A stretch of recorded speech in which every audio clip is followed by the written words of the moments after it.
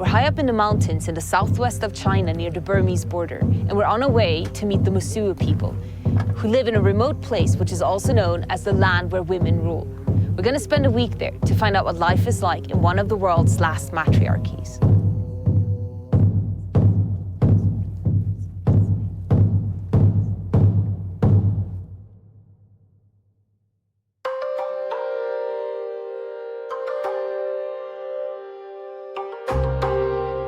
The 40,000 people strong Mosuo tribe live in the foothills of the Himalayas, practice Tibetan Buddhism, and are most famous for their unique family structure. Instead of giving the responsibility of family stability to men, whose tendency to go wherever their dick points can be unreliable, it's the women who are in charge of the house, and inheritance goes from mother to daughter. And rather than traditional marriages, they have something called walking marriages, allowing women to have as many boyfriends as they please throughout their lives.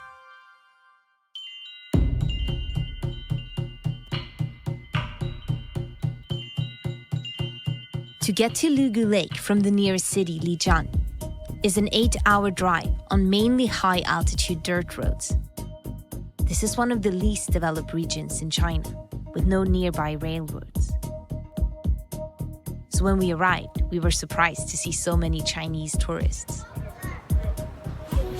So different than what I had imagined. On the way here, it felt like going back in time, but everyone just looks completely normal, aside from some badass grandmas, and there are lots of cars and hotels and hair salons. To find out more about the Mosuo, we headed to the local museum. 摩梭人在这边土生土长的这摩梭人。这是我们这摩梭家园的一个小模型，花楼就是我们摩梭成年女子住的一个地方。成人以前呢，我们都是跟着这个祖母，住在这个祖母屋里面的。What makes the Mosuo matriarchy a matriarchy? 大家庭里面是没有父亲的。摩梭家园的话呢，就是我们这祖母是最大的。满了13岁，举行了那个成人礼之后呢。我们就是在这个花楼上就有自己的房间了，然后这个男孩子呢就是可以走婚了的意思。形式呢是男方到女方家上门走访，第二天早晨回到自己的家中，仍然归居母家，所以被称之为走婚。The girl from the museum told us to check out the lake and the famous walking marriage bridge where people go on dates. But rather than star-struck lovers, the bridge was full of tourists taking selfies. Even I became a tourist attraction.